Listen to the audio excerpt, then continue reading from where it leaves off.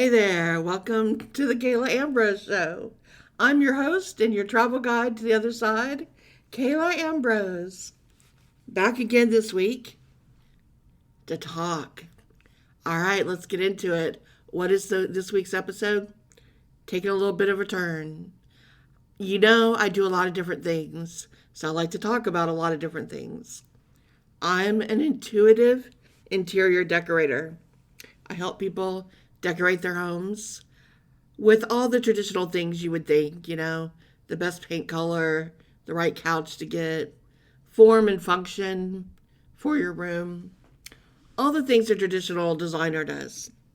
But on top of that, because I see auras, because I've studied traditional feng shui, because I am intuitive and can see what you need, I help you and your family astrologically, metaphysically, spiritually, and intuitively have the best home for you.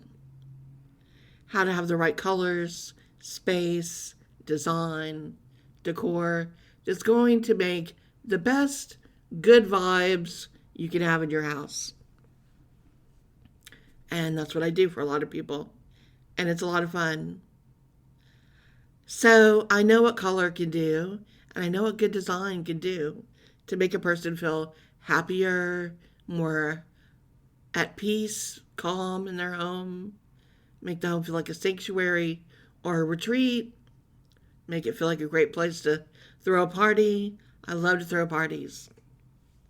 I love to decorate for the holidays, and if you follow some of my accounts on social media, you'll see that's what I'm posting the most are my decor, especially holiday decor, especially starting September through December when I start decorating for fall and then go into the holidays. That's my favorite. I think sometimes in decorating, which came first, chicken or the egg? I try to remember when I was young. Did I always love to decorate? Or is it because I moved around so much, I always had the opportunity to decorate and redecorate?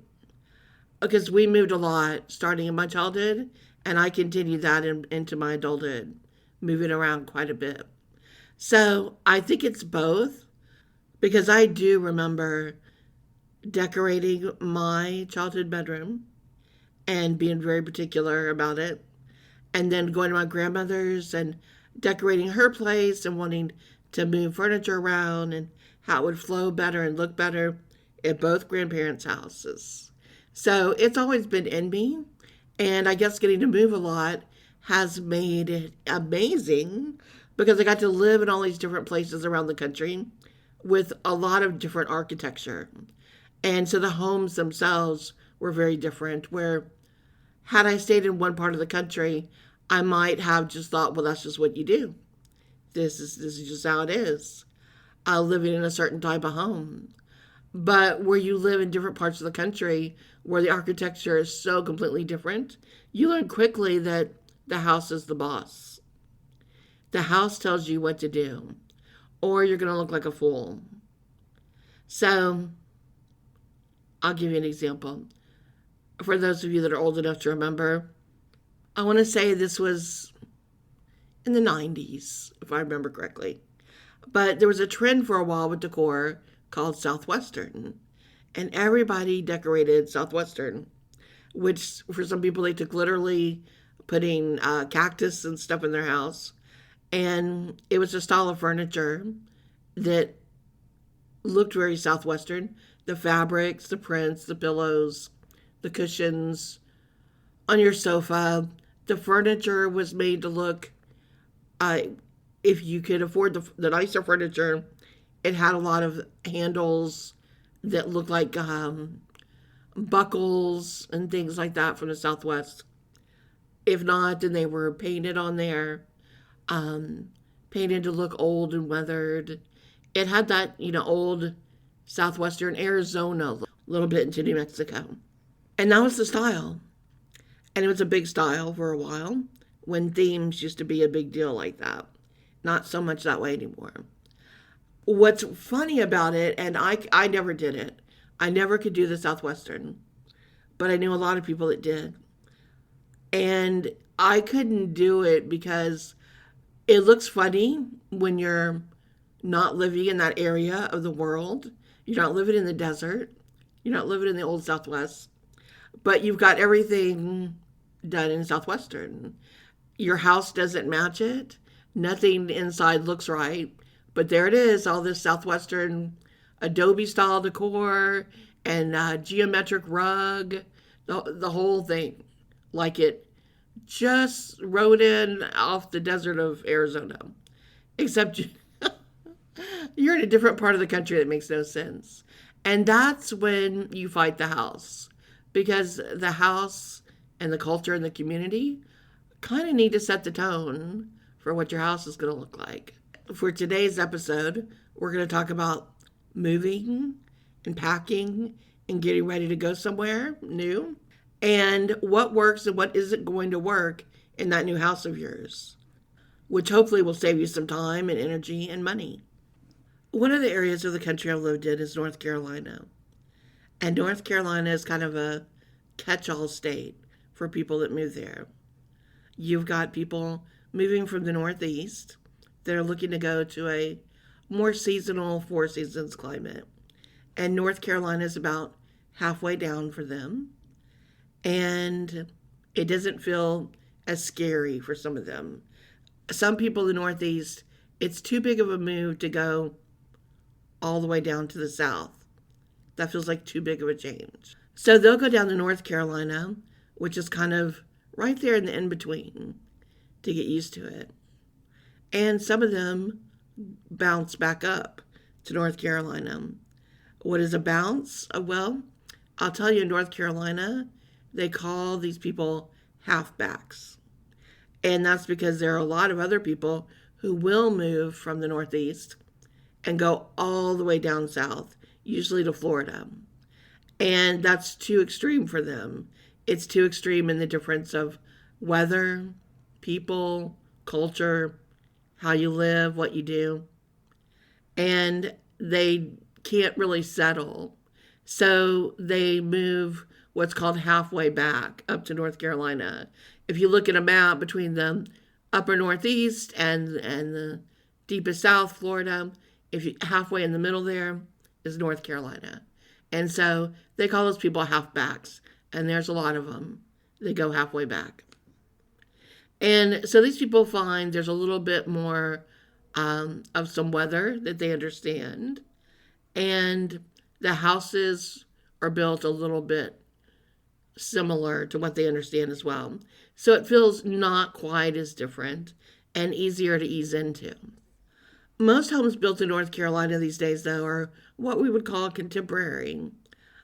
They are made of wood, and a lot of them do have a traditional look about them, the traditional two-story that you see, more than architecture you'd see out west. Or down south, you won't find as many ranch houses, example, of North Carolina. Most of them are two stories. So that's something that people coming from the Northeast are comfortable with. But they don't understand that changing locations is a good opportunity to change decor. So, just like I talked about the Southwest here a minute ago, a lot of people in the Northeast love to collect colonial items. And they do their homes, and they live in old farmhouses or old homes where they can decorate their homes like it's still colonial America. It's still 1800s, and they've got these pieces that are always by the fireplace, always these old metal pieces that were used at the fireplace. They've got chairs that harken back to that time with the spindles open in the back. Usually there's a pretty tall churning station there where it was used for milk and butter. There's sometimes the really tall milk jugs that were very tall that were used. There's some dried flower arrangements, some dried cattails. That type of look, if you're familiar with the colonial style. And so they will move that furniture down with them to Florida or North Carolina or other places they go this way. And it doesn't convey, it doesn't look right. Where parts of the Northeast have kept hold of that original 13 colonies look, the rest of the country has moved on from that. So it's not as interested. It doesn't look right. The houses aren't built to really be a showpiece to show it. So if that's your look coming from the Northeast, it's time to let that look go. Sell those pieces up there where you'll get more for the money because you've got more buyers that are going to be interested than you will if you wait till you come down further. And it's less to move, so you're going to save money. And even probably the type of sofa you have, you're going to want a different type. There's a lot of people that go for that colonial looking sofas, kind of with a dark wood, and the cushions are kind of tied on and attached. The table and chairs usually look that way, where there's the seat cushions that are tied on the back. Again, a very heavy colonial feel, which is not going to convey. You're better off selling that furniture and just finding something new when you move into your new space. The same goes if you're traveling from west to east. If you're in the old Southwest and you've been decorating like you live out in the desert, it's time to let that look go. Your Southwest look is not going to convey if you're moving to Florida or the Deep South or the Pacific Northwest or the Northeast or the Midwest or really most anywhere. It works down there in the Four Corners, and that's about it. Even if you go to California, maybe Southern California, you can make parts of it work, but Northern California won't work the same. And so it's getting to know if you're really attached to a style, that style may need to stay where it is. The interesting part is, with a lot of clients I work with, they're not even aware they have a style. They're not even aware that it's a look that doesn't apply everywhere. They may have gotten hand-me-downs from their parents, or it's just what they assume people do. I've had some clients that are really attached to their china cabinets. And china cabinets, for the most part, have been out of style for quite a while. And at least that look, that traditional look in the dining room, that old style dark wood china cabinet and the china on display is an outdated look. The dining room is meant to be more interesting now, with consoles and sideboards that you serve from, with buffet lamps, with interesting pieces of art, and now coming back into play is a lot of wallpaper to get those images on the wall, see something really amazing there. There's a lot of hutches, buffets, sideboards where dishes are stored underneath, but displaying them on a glass area above is outdated. As well, with the younger generations, they're not really entertaining the same way anymore. And they're not looking to use all that wedding china. It's not even something that's on the registries as often as they used to be. So they're not looking to display formal china in the same way where that used to be such a exciting thing to have and to do. They like to use lots of different china and china for different themes and events and to mix and match. So as things change, so does the furniture, so does the look. Interesting though, you can take some of the more modern china cabinets and use them for displays, and it makes your dining room look more modern than ever before. Open displays now where they're hutches and consoles, but go up even higher with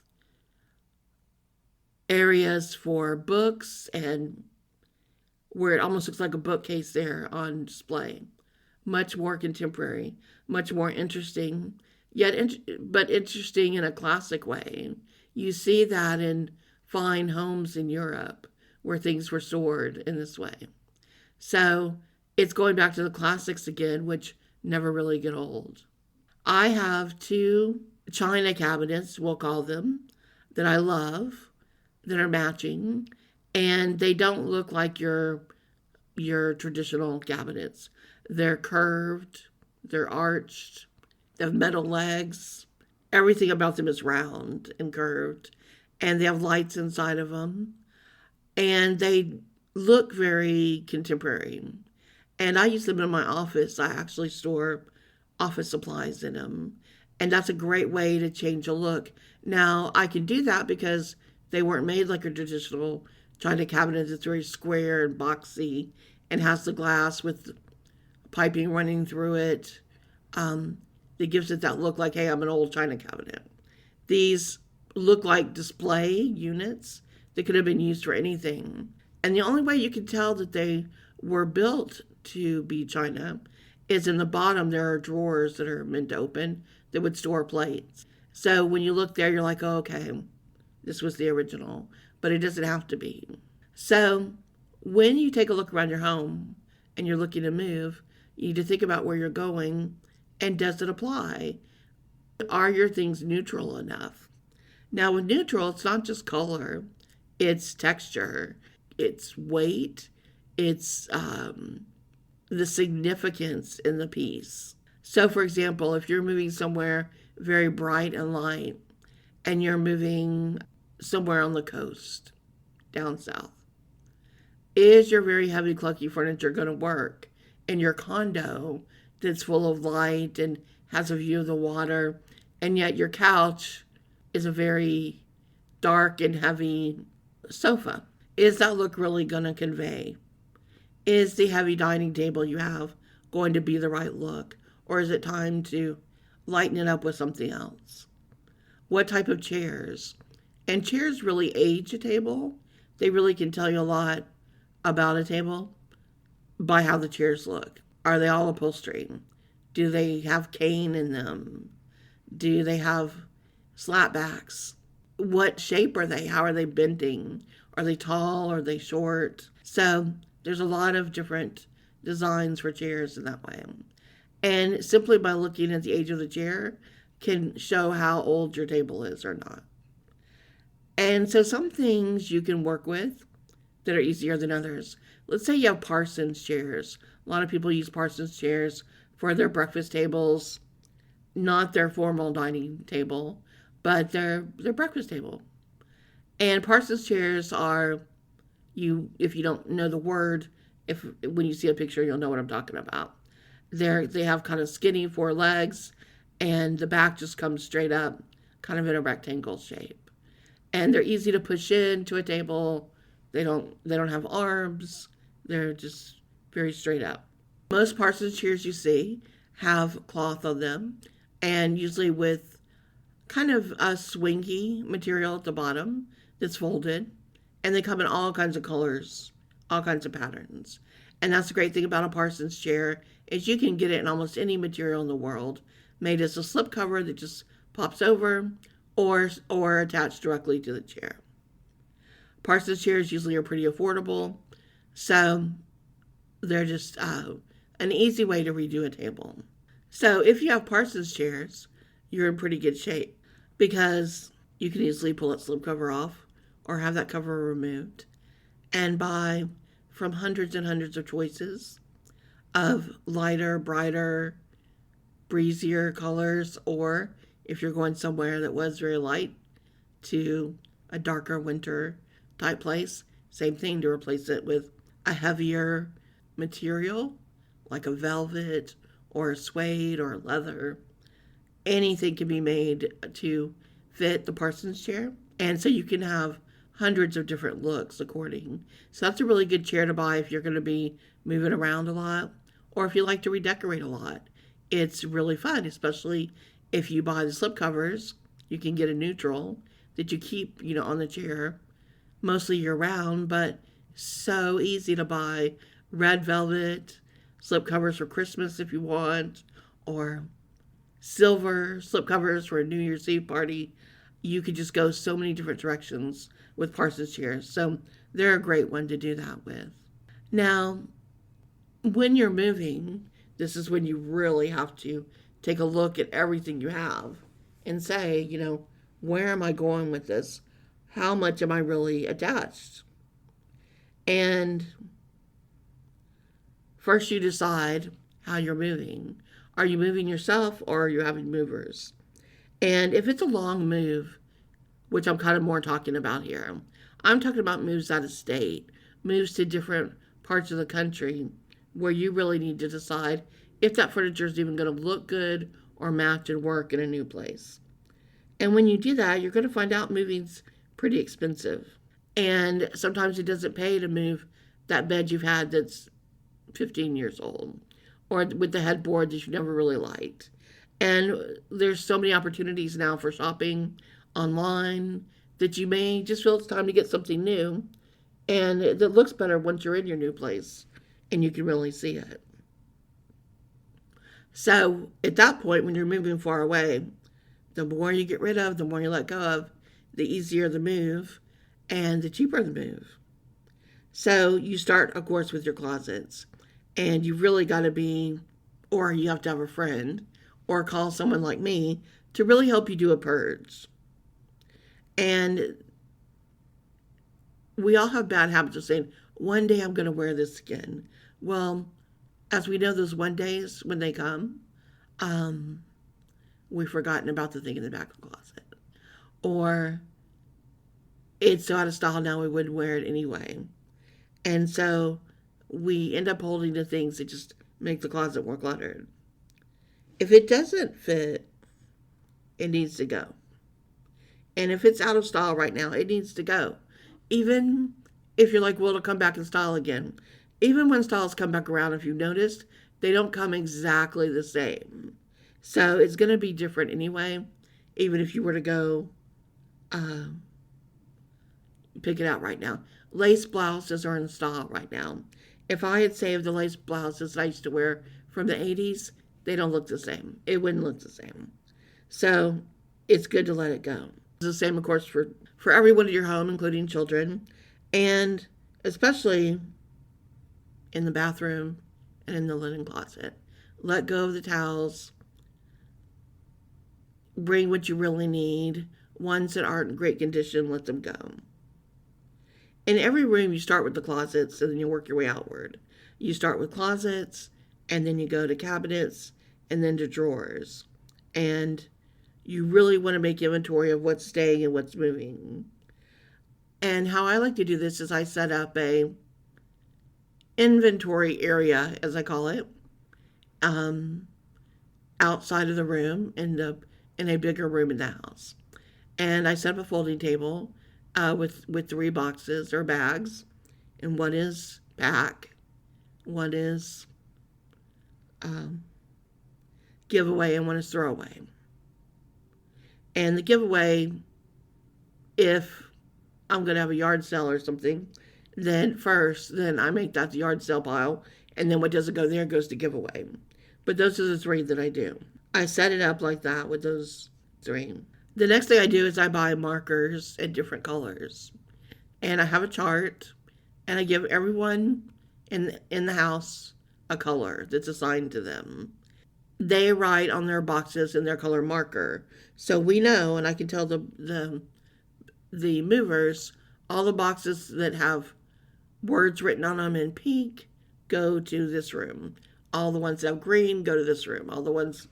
And so it's really color coding, which really helps at a distance too, for the movers to see. I also like to save on packing supplies by taking out everything from the bathroom and the kitchen and the linen closet that's soft. And I'll wrap decor in those things. I don't wrap glass in these things because you don't want broken glass and that kind of stuff. But items that are sharp or ceramic or that could easily break, I wrap all those in softer things like towels, beach towels, sheets, things like that. And a lot of coats and sweaters, I'll use those too to wrap softer things, parts of a lamp, parts of things like that. I just won't do glass because when glass breaks, you'll never get that out of a sweater or towel or whatever. It's just not worth it. So I save the real packing supplies that you get, the bubble wrap and those things, the packing paper. I save those for the kitchen to do glassware in the kitchen. And then the next thing I like to do is I pack my suitcases. And I put a lot of clothes in the suitcases and I pack them for each person. And the suitcases are full with the clothes that instantly are going to be worn um, over at the new house. So I pack everything in the suitcases on hangers and as needed like that. And I pack them by outfits. And then I pack all of those that go so that immediately when you get to the new house, you can open the suitcase, there's the hangers, and you can pull out, and there's like 10 outfits to wear with everything, with shoes, with all accessorized, everything you need, top to bottom. Another tip I do is some things have to be taken apart. Some tables, some pieces of furniture and equipment have to be broken down a little bit for the move. Sometimes it's electronics with the cords, cables, and things for the TV. So I buy these really big Ziploc bags. They're huge. I don't have the exact size on me, but if I held the top of the bag up to my chin, the bottom of the bag would come to my hip area. They're that big. They can hold kids' toys. They can hold, like a football, a soccer ball, and a tennis racket inside. They're that big. And I buy a bunch of those.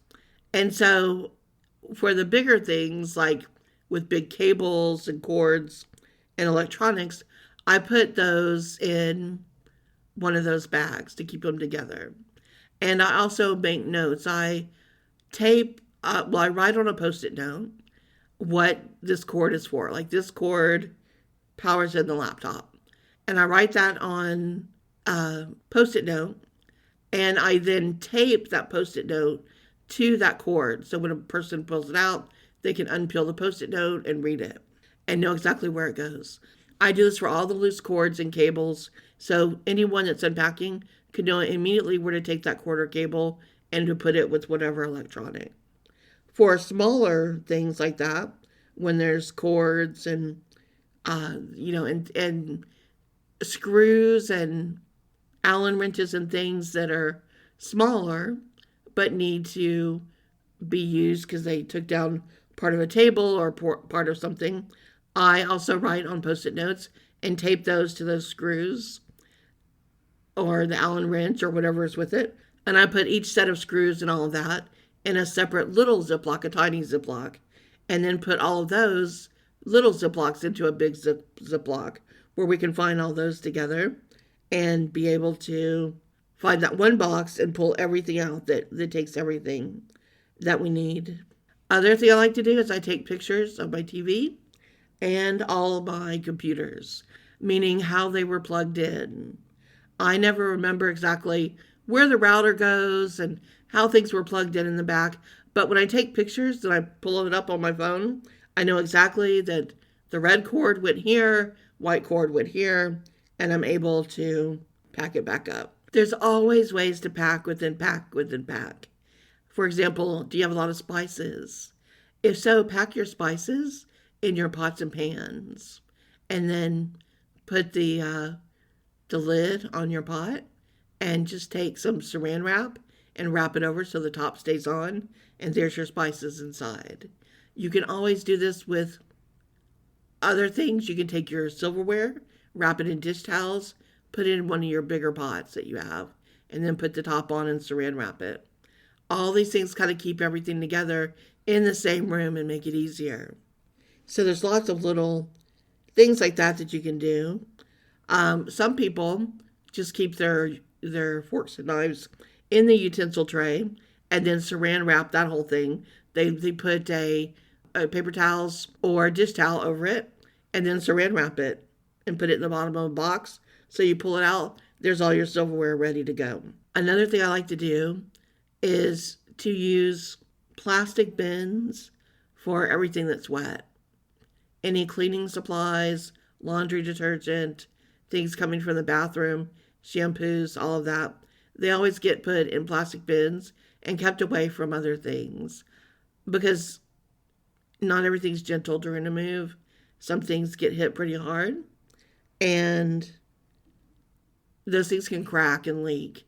And if they're in a box with something else, you're not going to find it in time. It's going to ruin things. So just keep all that together in plastic bins. So at least they're just leaking on each other that way and not getting into your other good stuff.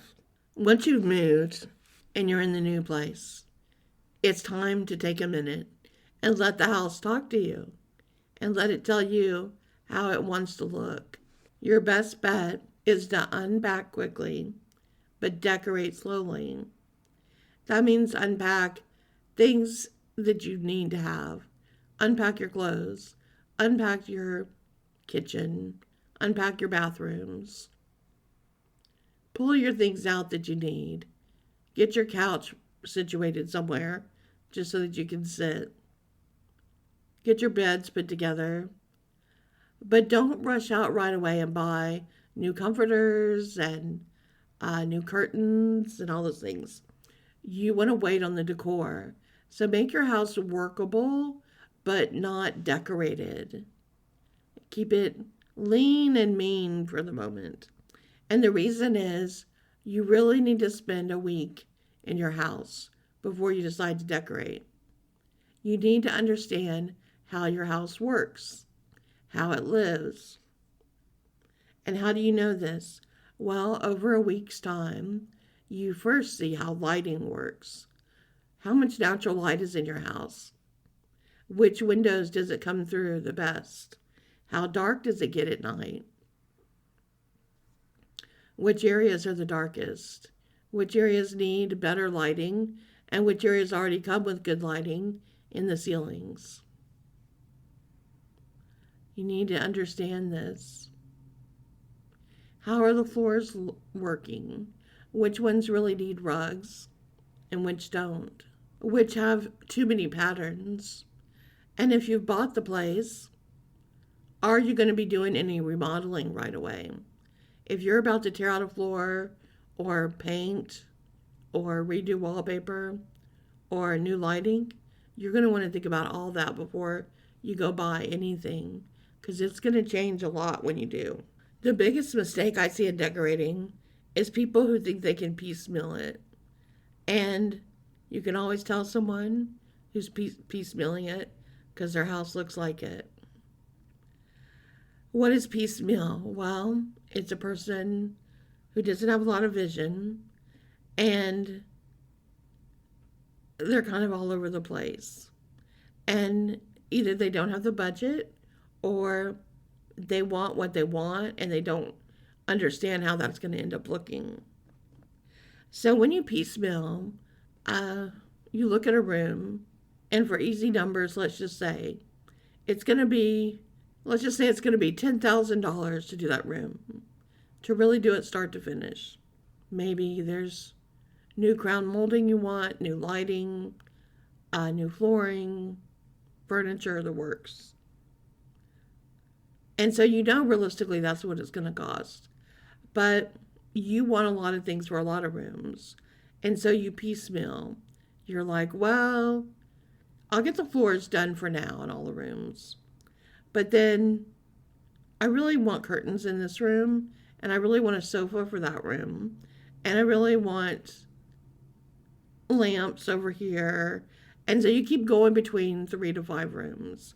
And you spend that $10,000, but you don't spend it in 1 or 2 rooms. You spend it all throughout the house. And so now you have to wait before you have more money that you could spend. And so the house is piecemeal. Like in one room, you can tell there's new curtains, but nothing else is new, and they don't really go together. In another room, there's a new rug on the floor, but it doesn't match anything else in there, and it doesn't really look right. Another room has new lamps, but they don't really work with the tables that are still there. And you don't want to get something that matches what you currently have because you're trying to go forward. So you keep getting new items, but nothing's really working or coming together because you're hopping back and forth between these rooms. I know it takes a lot of patience to do this, but if you really want a home to look like there's really been a lot of thought put into it, you're better to stick to one room and do it room by room as you can. And this is because if you put all the energy into one thing, it's no different than what experts tell you. Whether you're building a career, you're trying to become an expert at something, you want to be known for something, everyone will tell you, stick to one thing, do your best at it, and get known for that. And then you can go on to do other things. It's the same. So say you have a living room, a family room, and a dining room, and you want to make changes, but your budget won't allow you to do so much. You're better to pick one of those rooms and redo that room to the best of its ability. If it needs new floors, do so.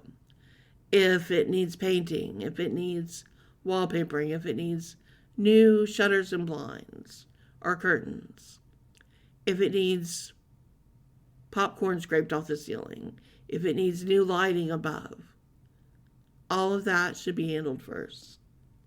Then do you go to furniture and consider the furniture that's there and bring all that together. And then you go to accessories, your rugs, your pillows, your lamps, because you never just want to have lighting coming from the ceiling. You always want lighting coming from lamps too, and usually a couple of different heights of lamps. One like a floor lamp, some table lamps. You want lighting from a lot of different angles.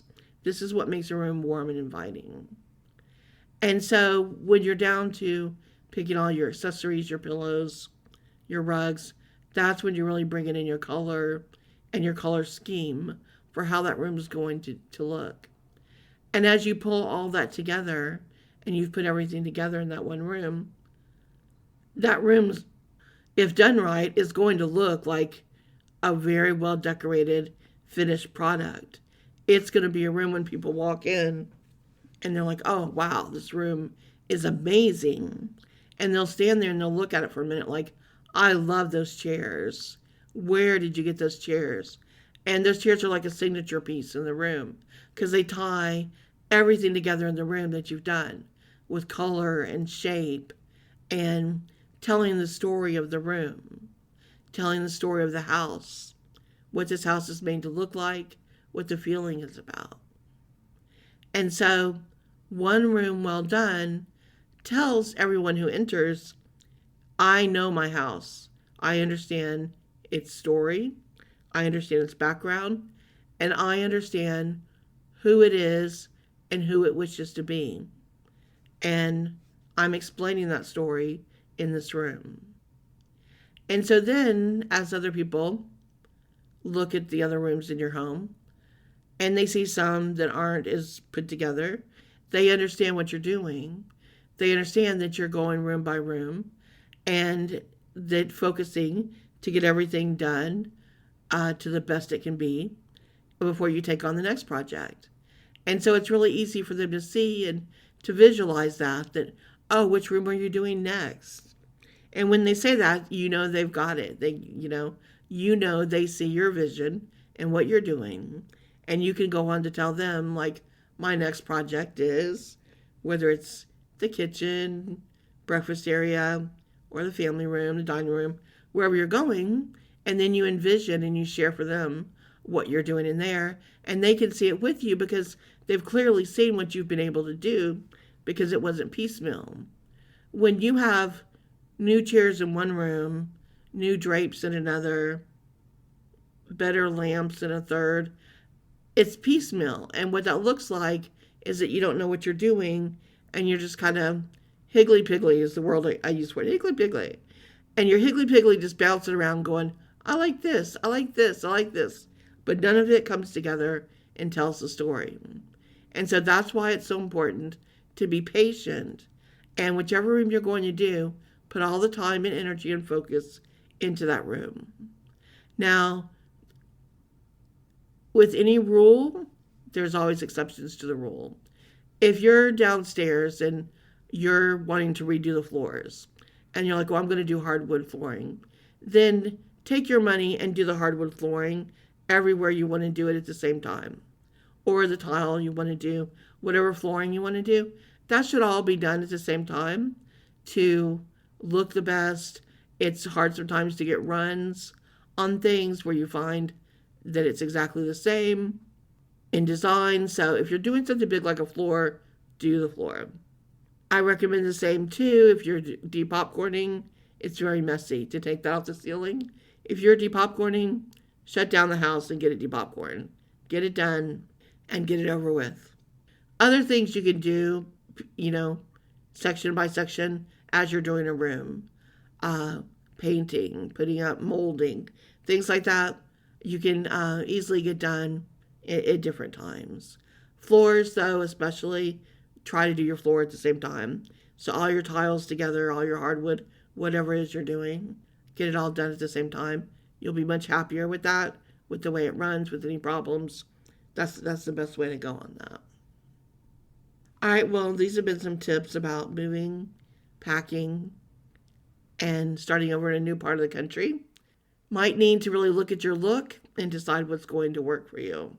My last tip is to be relentless and ruthless in decluttering, especially all those drawers you have. When you start going through those drawers, there are just so many things you see that you save and have never used again or can't find them when you need them. So your junk drawers will fill up quickly wherever you go. So really try to let those things go now.